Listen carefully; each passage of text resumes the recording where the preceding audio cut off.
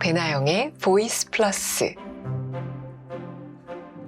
보플리 여러분 안녕하셨어요? 새해 복 많이 받으세요. 1월 1일에 이어서 또 한 번 새해 인사를 드리네요.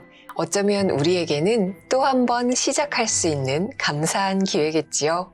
한때는 이렇게 새해 복 많이 받으세요 라는 말 대신에 새해엔 부자 되세요 라는 말이 유행이었죠.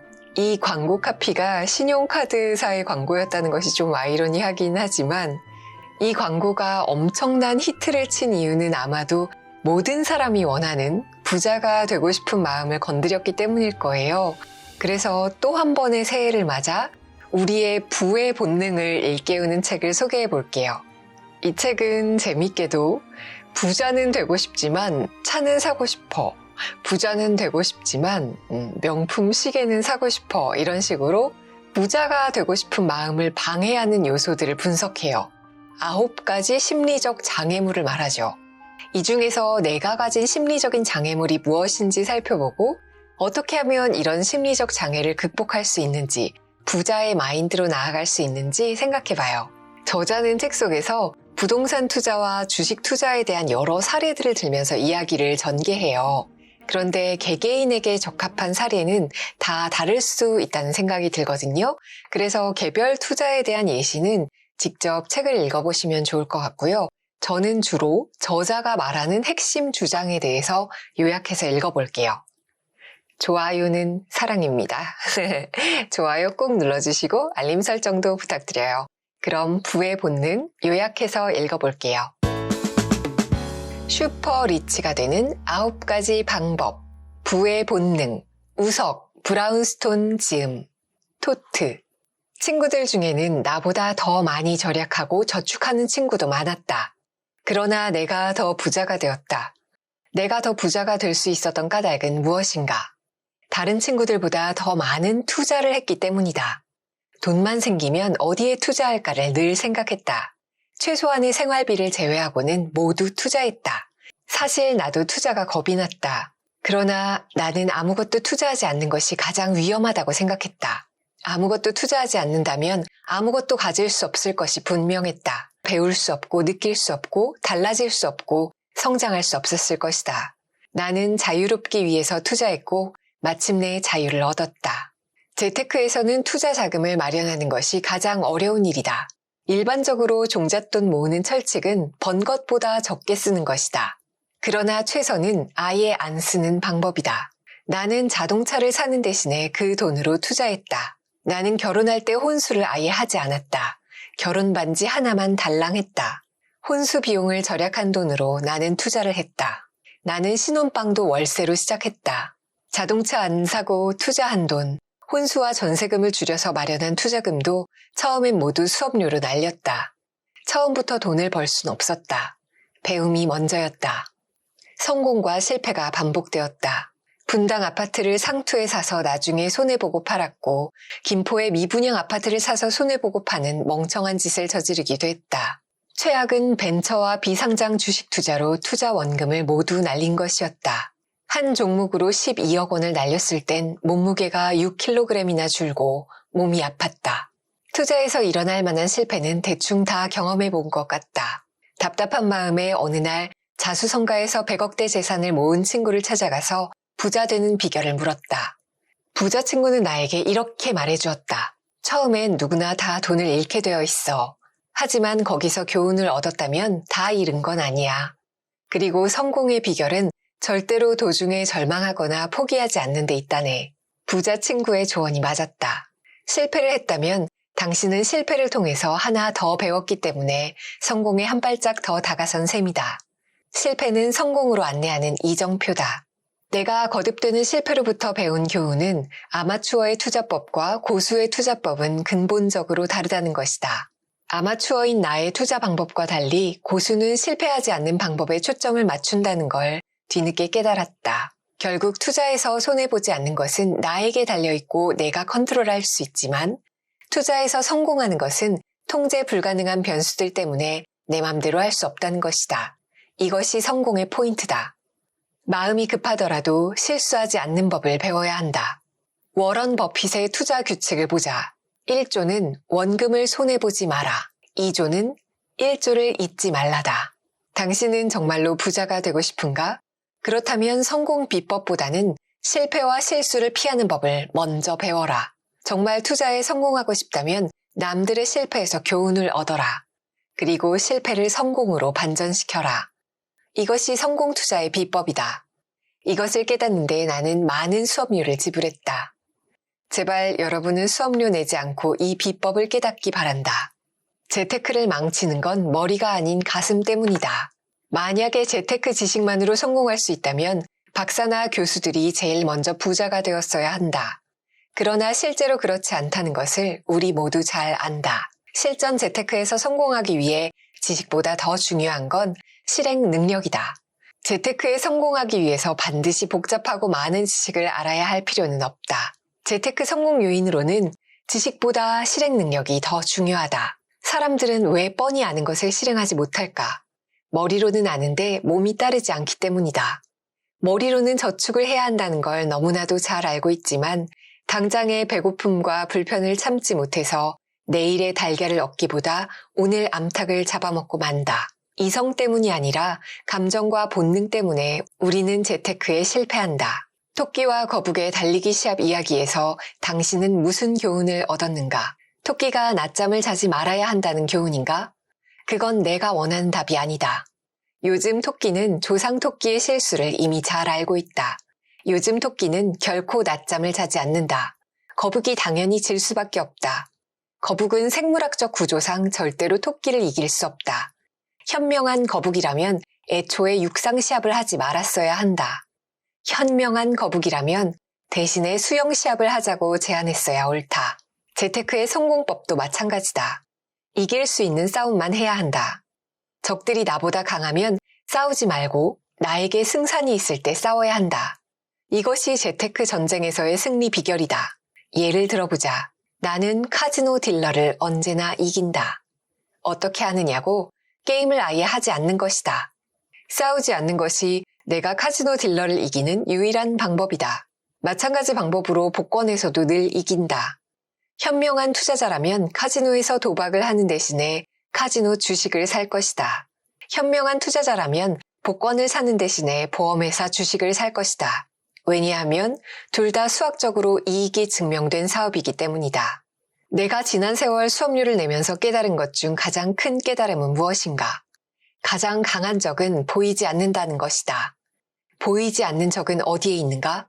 바로 나의 마음 속에 있다. 우리 부부는 젊은 시절 여행은 물론이고 외식조차 뒤로 미뤘다. 최고급 호텔, 신혼여행 때도 딱 하루만 잤다.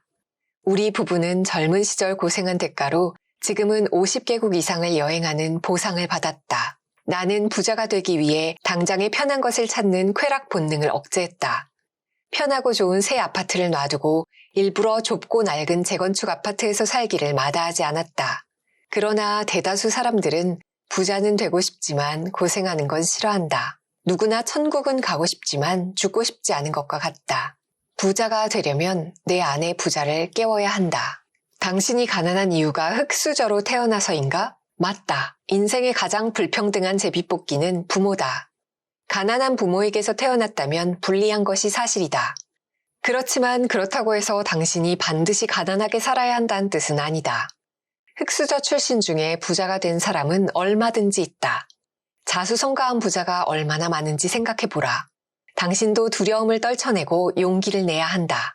학벌 없어도 얼마든지 성공할 수 있다. 대학 교수 되려는 게 아니지 않은가. 내 생각에 학벌의 유효기간은 30대까지이고 40대부터는 학벌보다 개인의 능력이 훨씬 더 중요하다. 학벌 안 좋아도 부자 될 수 있다. 당신에게 부족한 건 학벌이 아니라 용기다. 나의 지인 A는 좋은 학벌을 갖추었음에도 불구하고 부모님과 친구들의 기대에 훨씬 못 미치는 경제적 삶을 살고 있다. 내가 볼 때 그는 본능이 이끄는 대로 편하게 사는 것 같다. 노력하지 않고 세상 탓만 한다. 세상이 잘못되어서 자기가 기대치에 못 미치는 경제적 삶을 살고 있다고 철석같이 믿는다. 그러나 그런 식으로 살면 자존감을 지킬 수 있을진 모르지만 부자 되기는 어렵다. 그는 진짜 자신의 문제가 무엇인지 모르니 고치려 하지도 않고 노력하지도 않는다. 모르는 사람이 보면 성실하게 사는 것 같지만 세상을 탓하며 하루하루 긴장감 없이 시간을 보내는 것이 전부다. 부자가 되기로 마음먹고 용기 있게 도전하지 않는 한 그 사람은 한 발짝도 나아가지 못할 것이다. 노력만 한다고 성공하는 것도 아니고 성과가 노력에 비례하는 것도 아니다. 그럼 어떻게 해야 하나? 머리를 써야 한다. 전략적 사고를 해야 한다. 그렇다고 노력이 중요하지 않다고 말하는 건 절대로 아니다. 노력이야말로 우리를 성공과 부로 이끌어주는 미덕임에 틀림없다. 내가 강조하고 싶은 것은 노력에도 한계가 있다는 것이다. 시간은 누구에게나 24시간 공평하게 주어진다. 잠자는 시간과 먹고 마시는 시간을 빼고 나면 그 시간을 어떻게 활용하느냐에 따라 인생의 성패가 결정된다. 즉, 투입할 수 있는 가용 자원인 시간은 누구에게나 똑같다는 것이다. 이 시간을 어디에 투입하느냐에 따라 성패가 갈라지고 성과의 차이가 난다. 아무리 노력해도 투입할 수 있는 시간은 한계가 있다. 그렇기 때문에 같은 시간을 투입하면 공부머리가 없는 사람은 공부머리가 있는 사람을 절대로 이길 수 없다. 그러니 노력을 하더라도 무턱대고 하면 안 되고 현명하게 해야 한다는 것이다. 나는 내 아이가 공부머리가 없었다면 절대로 공부로 승부를 걸게 하진 않았을 것이다. 전략적 사고 역시 자기 자신을 아는 데서 출발한다. 투자의 세계는 IQ 150이 IQ 120을 이기는 곳이 아니다. 공부머리가 없어도 올바른 투자 방식을 배우면 부자가 될 수 있다. 그러니까 투자를 해야 한다. 투자로 돈을 많이 불린 사람들을 보라. 절대로 IQ 순이 아니다. 공부를 못해도 투자에선 성공할 수 있다는 증거는 차고 넘친다. 공부머리가 없는데 부자가 되고자 한다면 전략적으로 사고하고 자신을 전략적으로 포지셔닝해야 한다. 그리고 투자를 하라. 영리한 투자만이 당신을 부자로 만들어줄 것이다. 어떤 사람이 부자가 되기 쉬울까? 부잣집에 태어난 사람, 머리가 좋은 사람, 운이 좋은 사람, 당신의 생각은 어떤가? 이 문제를 20년간 연구한 연구팀이 있었다. 말이 20년이지 정말 오랜 기간 실제로 부자들을 조사해 결과를 얻은 연구다. 그 연구의 결과가 이웃집 백만장자라는 기념비적인 책이다. 연구의 결론을 정리하면 다음과 같다. 부를 축적하는 능력은 행운, 유산, 고학력, 심지어는 지능과도 관계가 없다. 부는 대부분 근면하고 인내심이 강하고 계획적이고 자제력이 있는 생활 습성으로 얻을 수 있다. 이 중에서도 가장 중요한 것은 자제력이다. 연구조사는 80%의 백만장자가 자수성가했다는 걸 밝혀냈다. 부잣집에 태어나지 않아서 부자가 되지 못했다는 핑계를 대고 싶다면 통계를 가져오라. 학벌이 좋고 머리가 좋아야 부자가 된다는 얘기도 근거가 부족하다. 부자들이 학력이 높았다는 것은 사실이다. 80%가 대졸 이상이었고 20%만이 고졸이었다. 그런데 부자들은 명문대학을 졸업할 실력은 안 되었다. 학점도 탁월하지 못했다. 결국 부자들은 지적으로 탁월하기보다는 대학을 졸업할 정도의 평범한 지능을 가진 사람들이었다는 말이 된다. 좋은 대학을 나오지 못해서 부자가 되지 못한다는 핑계는 안 통한다. 자제력을 다르게 말하면 성실성이라고 할 수 있다. 연구 결과에 따르면 성실한 사람이 직업적으로 더 성공하고 돈을 더 많이 벌게 된다고 한다. 또 성실한 사람이 도박이나 알코올 중독에 덜 빠지고 장수하고 목표를 잘 달성한다고 한다. 성실한 사람이 부자가 되기 쉽다는 것은 증명된 사실이다. 나는 금연이나 다이어트에 성공한 사람이 부자가 되기 쉬운 사람이라고 판단한다. 부자가 되고 싶다면 성실해야 한다. 나는 딸아이에게 성실한 남자를 만나라고 조언한다. 성실성이 행복과 부를 예측해주는 가장 중요한 지표라고 믿기 때문이다. 또한 부자가 되려면 의식과 무의식이 조화를 이루어야 한다. 무의식이 당신이 부자가 되지 못하게 방해할 수도 있다. 내가 제일 안타깝게 생각하는 사람은 부자를 미워하면서 부자가 되려고 노력하는 사람들이다. 자신의 고객인 부자 손님을 투기한다고 뒤에서 욕하고 흉보는 부동산업자를 본 적이 있다. 나는 그 부동산업자가 부자가 되기 어려울 것이라고 판단했다. 부자가 되고 싶다면 의식의 밑바닥까지 철저하게 부자 되기를 소망해야 한다. 당신은 부자가 될 자격이 충분하다. 당신은 돈을 좋아하고 돈도 당신을 좋아한다. 당신이 돈을 많이 벌었다는 것은 그만큼 다른 사람들을 행복하게 해주었기 때문이다. 당신이 돈을 많이 벌어 기부도 할 수 있기에 돈을 많이 버는 게 좋다. 당신은 돈을 벌어 마땅하다. 그런데 왜 부자는 소수이고 대다수는 가난하게 살까? 나는 대다수 사람들이 가난한 이유가 가난하게 살기 쉽도록 타고난 본능 때문이며 본능대로 살기에 부자가 못 된다는 것을 확인했다. 그리고 대다수 사람들이 재테크에서 실패하도록 만드는 9가지 본능적 요인도 확인했다. 생존에 필요한 모든 것은 이미 프로그램화되어 있으며 현대인의 유전자에는 돈 관리 프로그램이 빠져 있다. 왜 현대인의 유전자에는 돈 관리 프로그램이 빠졌을까? 사냥하고 채집하던 원시인의 생활은 재테크하고 거리가 멀다. 하루하루 수렵 채집해서 먹고 사는 생활에서는 미래를 위해 저축하고 투자하는 재테크 개념이 발달할 수 없다. 그래서 원시인은 재테크 마인드를 배울 수가 없었다. 인류는 약 1만 년 전부터 농사를 지을 수 있게 되었는데 신석기 시대로 불리는 농경 시대에 들어서자 식량을 저장하고 저축하고 빌려주는 재테크 개념이 생겨났다. 그런데 하필 인류의 진화는 바로 1만 년 전에 멈추었다. 진화가 1만 년 전에 멈추는 바람에 인류는 자신들의 본능에 신석기 시대의 재테크 개념을 새겨넣을 기회를 잃어버렸다. 그래서 현대인은 아직도 수렵 채집하던 구석기인의 본능을 가지고 있다. 수렵 채집하던 시절의 원시인 마인드로 현대 사회를 살다 보니 재테크가 판판이 박살나는 것이다. 현대인이 저축과 다이어트에 실패하는 이유는 원시인의 본능 때문이다. 1장 무리짓는 본능의 오류. 원시인들은 불확실한 상황에서는 무리짓고 남들을 따라하는 게 생존에 유리하다는 걸 알고 있었다. 그러나 오늘날 현대인이 사는 환경은 원시시대와 다르다. 재테크를 할 때 무릎에서 사고 어깨에서 판다는 말이 전설처럼 전해지고 있지만 이 단순한 지침조차 따르는 사람이 그리 많지 않다. 이것이 사람의 본능이다. 혼자 움직이는 것보다 다른 사람들의 분위기를 살펴 움직이는 것이 리스크를 줄이는 방법이라는 무리짓는 본능 때문이다. 부자가 되려면 대중을 따르지 않고 고독하게 홀로 남는 것이 좋다. 투자에서 성공하려면 논리를 떠나 항상 소수편에 서는 게 유리하다. 그러나 무리짓는 본능은 소수편에 서는 걸 방해한다. 그래서 대부분의 사람은 투자에서 실패한다. 폭락할 때 주식을 사야 한다는 것을 우리 모두 머리로는 안다. 그러나 막상 시장이 폭락하고 투자자들이 무리지어서 탈출하려 아우성을 치는 상황이 벌어지면 사정이 달라진다. 이번 위기는 예전의 위기와는 달라. 나도 파는 게 좋을 것 같군. 이렇게 행동하는 게 보통 사람들의 반응이다. 위험이 닥치면 생각하지 말고 도망가라고 유전자에 이미 프로그래밍 되어 있기 때문이다. 결국 이 무리짓는 본능을 극복한 사람만이 투자의 대가 소리를 듣게 된다. 외국 기업들이 국내 부동산에 투자할 때 기준은 수익성이다. 반면에 우리나라 사람은 비슷한 부동산이 얼마에 팔렸는지를 참고해서 평가한다. 옆에 비슷한 게 얼마에 팔렸으니 이것도 얼마 해야 한다라는 것이 상대평가 방식이다. 상대평가 방식에 따르면 거품이 있어도 사게 되고 저평가되었을 때 매입을 놓칠 수도 있다. 이상하게도 사람들은 주가가 아무리 비싸도 비슷한 다른 종목과 비교해서 가격이 비슷하면 의심하지 않는다. 상대평가 기준으로는 거품 투자를 피할 수 없다. 따라서 거품을 피하려면 언제나 절대 수익률로 평가해야 한다. 2장 영토 본능의 오류. 모든 동물은 영토 본능을 갖고 있다. 인간도 영토 본능을 갖고 있을까? 당연히 그렇다.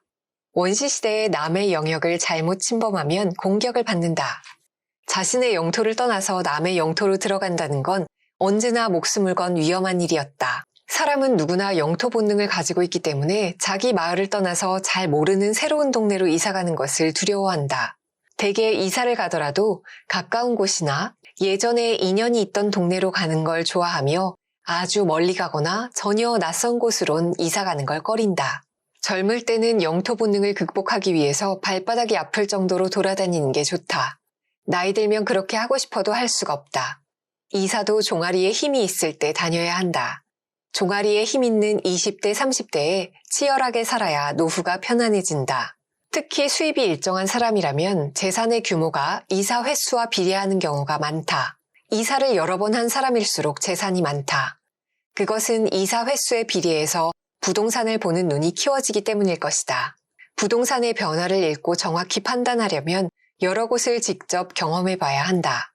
집을 사는 것과 집에 사는 것은 다르다. 대부분의 사람들은 직장과 출퇴근 거리를 생각해서 집을 장만한다. 투자는 핵심 지역인 서울에 가까울수록 좋고 사는 건 전세로 직장 근처에 사는 게 좋다. 주거와 투자를 분리하라. 이 얼마나 간단한 처방인가. 그러나 이 처방을 실천하는 사람을 나는 별로 보지 못했다. 내가 내린 결론은 사람들이 영토 본능과 쾌락 본능 때문에 주거와 투자를 분리하길 싫어한다는 것이었다. 이사를 많이 할수록 재산이 쌓인다. 사람들은 평균적으로 5년에 한 번 정도 이사를 한다. 10년 넘도록 이사 한 번 하지 않았다면 자신이 영토 본능에 사로잡히지 않았는지 체크해 볼 필요가 있다. 3장 쾌락 본능의 오류. 요즘 아이들은 순간적이고 감각적인 즉각적인 대중문화와 인터넷 문화에 길들여져 있다. 요즘 20, 30대 가운데 신용불량자가 많은 이유는 절제하고 인내하고 통제하지 못하기 때문이 아닐까. 쾌락 본능을 억제할 수 있는 사람이 성공하고 부자도 되는 것이다. 워런 버핏의 과거 연 투자 수익률은 연 25%다. 연 25%의 수익률로 세계 최고의 부자가 되었다. 그런데 신용카드 현금 서비스 이율은 연 28%다. 당신이 연 28%인 1천만 원의 빚을 지고 있다면 10년 뒤엔 1억 2천만 원이 되고 20년 뒤에는 14억 원으로 늘어난다. 돈을 벌기 위해서 고생할 각오가 되어 있다면 폼나는 전세살이 대신에 조그만 집이라도 자기 아파트를 사는 것이 좋다. 전세로 살면서 큰 평형의 아파트를 고집하는 사람은 재테크 차원에서 보면 어이가 없다. 대부분의 사람들이 부자는 되고 싶어 하지만 고생하는 건 싫어한다. 그리고 고생을 싫어하기 때문에 자신이 부자가 되지 못한다는 사실을 깨닫지 못한다. 부자가 되는 걸 방해하는 건 바로 자기 자신이다.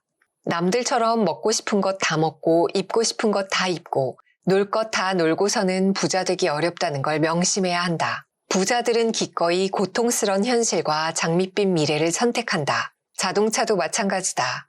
집장만 하기 전에는 자동차 살 생각을 아예 접는 게 현명하다. 이 돈으로 저축을 한다면 집 장만 시기를 좀 더 앞당길 수 있다. 이 돈을 대출받아 집을 사는 게 100번 현명한 선택이다. 일반적으로 부자 동네일수록 경제서적과 재테크 책이 많이 팔린다.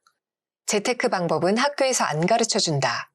그러나 재테크 방법도 수학이나 읽기처럼 배워야 한다. 남이 안 가르쳐주기에 스스로 배워야 한다. 가장 좋은 방법은 독서다. 4장 근시안적 본능의 오류. 인류는 하루하루 살아남는 게 중요했다. 그날 하루의 사냥에 성공할 수 있느냐 하는 단기적인 성공 여부에 생존이 달려 있었다. 당시엔 수명도 짧았다. 원시인은 하루하루 살아남을 수 있도록 근시안적 행동을 하는 게 유리했다. 우리는 근시안적인 본능을 가지고 있다. 결과적으로 오늘날 대부분의 사람은 장기 교육에 투자하지 못하고 적금 대신에 로또를 좋아하고 기다리는 대신에 당장 신용카드로 내일의 풍요를 당겼으며 장기 투자보다 단기 투자를 좋아한다. 그리곤 영락없이 재테크에 실패하고 만다. 단기 투자자들이 대부분 실패하는 이유는 뭘까? 주식시장은 마이너스 썸 게임이기 때문이다. 전투의 최대 수혜자는 투자자가 아니라 바로 거대한 증권 시스템이다. 주식 투자로 성공한 두 명의 천재 케인즈와 워런 버핏은 일반인들의 주식 투자 실패 원인은 단기 투자 때문이며 단기 투자를 하는 이유는 인간의 근시안적 본능 때문이라고 지적했다. 빚내서 투자하겠다고 하는 사람들은 다시 한번 생각하기 바란다. 특히 주식 투자는 빚내서 하면 망하는 지름길이다. 고수들이 빚내서 주식 투자하지 말라고 하는 데는 분명한 이유가 있다. 빚을 낸 돈은 겁먹은 돈이다. 겁먹은 돈으론 절대 이길 수 없다. 혹자는 사업하는 사람 모두 빚내서 사업한다고 빚내는 걸 무서워해서야 무슨 일을 하겠느냐고 한다. 맞는 말이다. 그러나 기업과 개인의 경우는 사정이 다르다. 기업의 경우 빚내서 사업하다가 회사가 망해도 출자한 주식만 날리면 되고 나머지 개인 재산은 날리지 않는다. 회사는 망해도 개인은 살아남을 수 있다. 손실의 폭이 정해져 있는 것이다. 그러나 개인은 모든 빚에 대해서 무한 책임을 져야 한다. 연구에 따르면 인간은 처음에 편하다가 나중에 힘든 것보다는 처음에 힘들다가 나중에 점차 편해지는 삶의 만족도가 더 높다고 한다. 직장 생활을 하고 은퇴한 친구 중에 현재 여유 있게 사는 친구들은 다들 젊은 시절에 그렇게 열심히 그리고 검소하게 살았던 친구들이다. 근시안적 본능을 극복하고 진득하게 버텨라. 돈 버는 모든 일이 원래 그렇다. 부자가 되려면 더 많은 일을 해야 하고 더 많은 문제를 해결해야 한다. 편하고 쉽게만 살려 하면 부자 되기가 어렵다. 다음 달 혹은 1년 뒤에 벼락부자가 되려고 욕심내지 마라. 나의 투자 경험에 따르면 언제나 장기적으로 좋은 투자 대상이 단기적으로도 좋은 결과를 가져다 주었다. 부동산 투자도 장기 투자가 유리하다. 내가 아는 친구 박단기 씨는 아파트를 자주 사고팔고 했는데 세금을 제하고 나니 아파트를 그냥 보유한 것보다 수익률이 좋지 않았다. 일확천금의 모든 신화는 거짓이다. 모든 사기에는 단기간에 돈을 벌게 해주겠다는 공통점이 있다. 사기꾼들은 인간의 약점인 근시안적 본능을 이용한다. 그런데 투자하면 대박이 난다는 말만 덧붙이면 이상하게도 사람들이 속고 만다. 사기가 가능한 것은 모두 짧은 시간에 일확천금하고자 하는 인간의 근시안적 본능 때문이다. 5장 손실공포 본능의 오류. 공포심이 없었다면 인류는 생존하지 못했을 것이다. 원시시대의 손실공포감은 맹수에 대한 공포감만큼 컸다. 사냥감이나 먹을 걸 잃는다면 굶어 죽을 수밖에 없었을 것이다. 원시인은 사냥감을 여러 마리 잡는 것보다 잡아놓은 한 마리를 잃지 않는 게 생존에 더 유리했을 것이다. 손실공포 본능은 원시인의 생존을 도운 본능이지만 이제는 오히려 현대인이 부자가 되지 못하게 방해한다. 사람들은 손실공포 때문에 투자하지 못하고 손절매를 하지 못해 손해를 본다. 투자형으로 진화한 사람이 부자가 된다. 향후 10년간 소득이 2배로 증가하면 당신은 그 돈으로 무엇을 하겠습니까? 부자들은 위험성이 있는 투자를 하겠다고 응답한 반면 가난한 사람들은 늘어난 소득을 대부분 소비하고 극히 일부만 위험성이 없는 저축 예금에 넣겠다고 응답했다. 부자들은 미래지향적이었고 자신의 자금 운용 능력에 더 자신감을 보였다. 반대로 가난한 사람은 즉각적인 만족을 추구했으며 저축을 할 경우에도 안전성을 가장 중요시했다. 투자는 언제나 위험한 게 사실이다. 그러나 가장 큰 위험은 아무 투자도 하지 않는 것이다. 고수는 손실을 볼 때 작게 보고 이익을 볼 때 크게 본다. 그래서 전체적으로 이익이다. 반대로 하수는 이익을 볼 때 작게 보나 손실을 볼 때 크게 본다. 그래서 전체적으로 손실이 된다. 왜 일반 투자자는 손절매를 하지 못할까? 바로 손실 공포 본능 때문이다. 이런 사실을 잘 아는 고수들은 철저히 손절매 원칙을 따른다. 고수들은 매입가로부터 10% 하락하면 손절매를 기계적으로 한다. 예금만으론 물가 상승률도 따라잡기 힘들다. 부자가 되려면 예금을 통해서 종잣돈을 만든 다음 이를 부동산이나 주식에 투자해야 한다. 예금은 이미 부자가 된 사람들이 돈을 관리하는 수단이지 늘리는 수단이 아니다. 부자들의 직업을 조사해보니 대개 자기 사업을 하는 것으로 밝혀졌다. 그러나 자기 사업을 하는 사람은 언제나 소수다. 왜 그럴까? 손실 공포 본능 때문이다. 사업에는 금전적인 손실 위험이 따르고 이를 전부 감당해야 하기 때문이다. 그래서 대다수는 위험한 사업을 하기보다 월급을 챙기는 셀러리맨을 선호한다. 그런데 사업가들은 셀러리맨이 더 위험하다고 한다. 만약 구조조정이라도 당하게 된다면 직장을 그만두어야 하고 또 나이가 많아지면 그만두어야 하기에 더 위험하다고 지적한다. 6장 과시 본능의 오류. 원시인은 힘과 용맹을 과시하여 지위를 차지하려 했다. 과시는 거절할 수 없는 유혹이고 생존을 위한 본능이었다. 요즘 경영자들이 자신의 집무실 평수를 중요시하고 골동품이나 진귀한 박제로 장식해 과시하는 것은 수컷 공작이 화려한 꼬리를 과시하는 것과 본질적으로 같다. 시대는 바뀌었지만 현대인도 여전히 원시인의 과시 본능을 가지고 있다. 이러한 과시 본능이 사람들로 하여금 과소비를 하고 명품에 빠지게 만들어 부자가 되지 못하도록 방해한다. 특히 한국인은 체면과 명분에 집착하는 인습이 있어 과시하려는 경향이 다른 나라 사람보다 심하다는 소리를 듣는다. 그러나 자수성가한 부자들은 다르다. 그들은 과시보다 검약을, 체면보다 실속을 중시한다. 실제로 내가 만난 부자들은 의외로 수수한 옷을 입고 다녔다. 작업복, 트레이닝복, 낡은 트렌치코트, 실용적인 단화나 운동화 등이 내가 기억하는 부자들의 복장이다. 내가 아는 구씨는 L그룹의 오너 일가로 엄청난 부자다. 그런 구씨가 한 번은 점심을 사겠다고 해서 내심 기대를 했는데 7,000원짜리 사천탕면 한 그릇으로 그만이었다. 또 수백억을 가진 K 회장의 손님 접대 식사는 언제나 설렁탕 한 그릇이다. 부자들에게는 한턱이 없다. 월급쟁이들이나 호탕하게 한턱 내고 기분 내는 것이다. 젊었을 때 과시하지 말고 한 푼이라도 모아야 부자가 될 수 있다. 20대에 모은 종잣돈 5천만 원이 50대에 5억 원으로 불어난다. 지금 과시하고 우쭐대는 것보다 훗날 돈 걱정 없이 편안하게 사는 게 더 중요하지 않은가. 젊을 땐 언제나 돈을 모을 수 있을 것처럼 착각하기 쉽다. 그러나 나이 들수록 돈 모으기 힘들어지고 오히려 돈 쓸 곳만 점점 더 많아진다. 자수성가한 부자들은 필요한 것에는 돈을 쓰지만 원하는 것에는 돈을 쓰지 않는다. 음식과 생활 필수품은 필요한 것이고 1년에 한두 번 쓸까 말까한 온갖 장식품은 원하는 것이다. 자동차는 대표적인 과소비 품목이다. 자동차세, 보험료, 기름값을 감안하면 자동차 타고 다니는 사람은 애국자다. 전세 살면서도 중대형차를 고집하는 사람은 과시 본능에 사로잡힌 사람이다.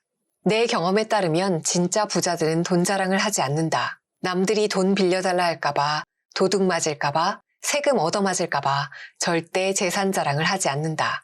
괜히 돈 자랑해봐야 귀찮은 일만 생긴다는 걸 잘 알기 때문이다. 7장 도사 환상의 오류. 원시인들은 왜 폭풍우가 몰아치고 추위가 오는지, 왜 지진이 나는지 알지 못하는 데서 비롯된 불안을 없애기 위해 모든 불가사의한 현상을 잘 설명해줄 도사가 필요했다. 주술사들이 그런 역할을 했다. 믿음이 불안을 제거해주면 생존에 유리했다. 원시인의 주술사에 대한 맹신과 추종은 현대사회에 와서 자동 시스템에 대한 맹신, 기계나 AI에 대한 추종으로 바뀌었다. 인간은 아는 것보다 믿는 걸 더 좋아한다. 수요가 있는 곳엔 항상 공급이 있다. 불확실한 주식시장에, 불확실한 부동산 시장에, 불확실한 재테크 시장에 도사들이 나타나는 것이다. 이러한 도사 환상 때문에 사람들은 자칭 차트 도사나 미래를 알려준다는 전문가를 믿고 투자한다. 그러나 결과는 나쁘다. 일단 사이버상에서 약 파는 도사는 절대 아니다. 당신이라면 납을 금으로 바꾸는 비법을 가지고 있는데 단돈 500원에 팔겠는가? 도사들은 개미 투자자의 어머니가 아니다. 주식시장은 호시탐탐 돈을 빼앗아가려고 궁리하는 사람들로 이루어져 있다. 어리석은 사람들은 주식 도사들이 던진 미끼에 걸려든다. 실전 주식 투자에서 우승한 도사들은 과연 믿을 수 있을까? 그들이 자신의 주장대로 실력을 가졌다면 조만간 재벌이 될 능력을 가진 사람들이다. 그러나 나는 아직까지 우승자 중에서 단 한 명이라도 재벌이 되었다는 이야기를 들은 적이 없다. 그 우승자들은 우연히 행운을 잡은 것이다. 로또에 당첨되었을 뿐이다. 돈을 번 사람은 신문이나 방송을 타려 하지 않는다. 돈 많이 버는 것이 알려져 봐야 성가신 일만 생기기 때문이다. 또 돈을 버는 방법을 알고 있는 선수가 왜 혼자서 돈 벌지 소문내서 경쟁자를 불러들이겠는가? 신문 방송에 나오는 전문가는 사실은 세일즈맨이다. 대개 전문가의 소속을 보면 뭘 파는지 알 수 있다. 모두들 자신이 파는 상품이 최고의 투자 대상이라고 한다. 공무원과 정치인도 세일즈맨이긴 마찬가지다. 종종 아무런 제품도 팔지 않는 것 같아 보이는 책상머리 연구소 직원이나 교수들도 자신의 명성을 팔고 있다. 나는 현장에서 돈을 버는 사람의 말에 귀를 기울이지 말로만 떠드는 전문가는 신뢰하지 않는다. 8장 마녀 환상의 오류. 원시시대에는 자신보다 큰 동물을 사냥하기 위해 단결이 필요했고 집단의 단결을 위해서 공동 분배하고 모두 평등하게 살았다. 그래서 단체의 평화와 단결을 해칠 수 있는 재산 축적을 금기시했다. 현대인도 여전히 부에 대해 부정적인 원시인의 감정을 가지고 있다. 그래서 사람들은 부자에 대해 본능적인 거부감을 가지고 마녀 사냥을 한다. 그러나 마녀 환상에 사로잡히면 자신의 잘못은 없다고 생각하기에 스스로 노력할 생각을 하지 않게 되어 부자 되기가 어렵다. 예를 들어 부동산 가격만 오르면 꼭 마녀들이 나타난다. 항상 마녀로 지목되는 사람은 부자, 투기꾼, 중개인, 복부인이다. 사람들이 빠져들기 쉬운 마녀 환상으로는 다음과 같은 것들이 있다. 주식 투자로 손해본 건 모두 증권사 직원 때문이야. 내가 신용불량자가 된 이유는 카드를 발급해준 카드 회사 때문이야. 내가 못 사는 이유는 돈 많은 사람들이 탈법과 탈세로 돈을 다 가져갔기 때문이야. 내가 집이 없는 건 모두 부동산 투기꾼들 때문이야. 우리는 현재의 가난이 모두 남 탓이라고 분노하기 쉽다. 남 탓을 하는 본능을 가지고 태어났기 때문이다. 그러나 부자가 되고 싶다면 절대 마녀 환상에 빠지면 안 된다. 마녀 환상은 가난한 사람이 걸리기 쉬운 질병이다. 가난한 사람이 마녀 환상에 빠지면 부자가 되려고 노력하지 않게 된다. 지금의 가난이 내 잘못이 아니고 남 탓이기 때문이다. 몇몇 나쁜 부자와 투기꾼이 있는 건 사실이다. 그러나 그 나쁜 사람 때문에 내가 부자가 되지 말아야 하는 건 아니다. 나쁜 부자 때문에 내가 부자 되는 걸 포기하면 나만 손해다. 마녀 환상 대신에 진짜 현실을 보아야 한다. 부동산이 오르는 건 투기꾼 때문이 아니라 저금리 때문이다. 빈익빈 부익부 현상이 나타나는 건 부자들의 착취 때문이 아니라 원래 자본주의가 그러하기 때문이다. 똑같은 시간을 일했지만 똑같은 월급을 받지 못하는 게 억울한 일이 아니다. 예전에 값이 같았던 아파트라고 해서 똑같은 속도로 오르지 않는 게 자본주의 시장의 게임 룰이다. 돈 버는 기계를 장만하지 못하면 스스로 돈 버는 기계로 전락해야 하는 게 자본주의 게임의 룰이다. 우리에게 필요한 것은 비판이 아니라 적응이다. 적응하려면 자본주의 게임의 룰을 알아야 한다. 자본주의 시장의 게임의 법칙을 모르면 마녀 환상에 빠져 낙오하기 쉽다. 9장 인식체계의 오류. 인간은 보고 싶은 것만 보도록 진화했다. 세상엔 초음파와 자외선이 엄연히 있지만 인간은 듣고 보지 못한다. 초음파를 듣는 박쥐와 자외선을 보는 매의 입장에선 인간이 귀머거리요 장님이다. 인간의 인식 능력은 환경에 적응하고 살아갈 수 있도록 진화해온 것이다. 타고난 이 불완전한 인식체계 때문에 우리는 종종 행운만 바라보게 되고 최악의 사태를 대비하지 못하며 과도한 확신으로 올인 투자를 하고 미래를 알 수 있다며 다리를 헛짚게 된다. 우리의 두뇌가 불행은 외면하고 행운만 쳐다보는 편향성을 가졌기에 우리는 재테크에 실패한다. 인간은 자신이 행운을 맞이할 가능성은 과대평가하는 반면에 불행을 겪게 될 가능성은 과소평가하는 경향이 있다. 재테크에 있어서 고수와 하수의 차이는 이것이다.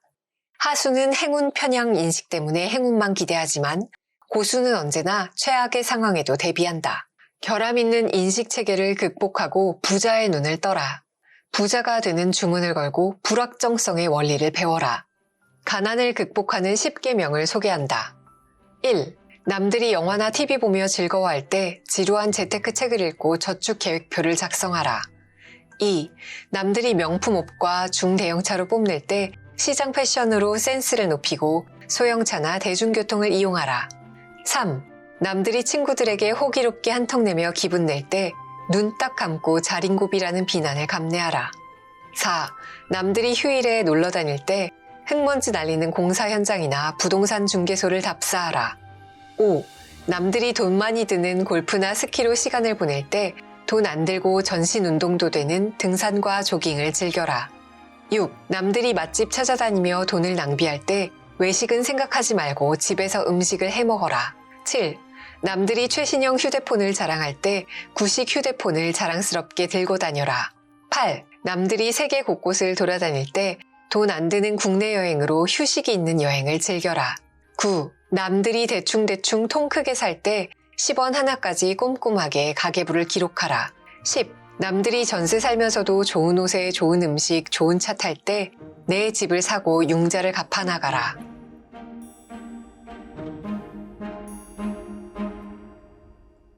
배나영의 보이스 플러스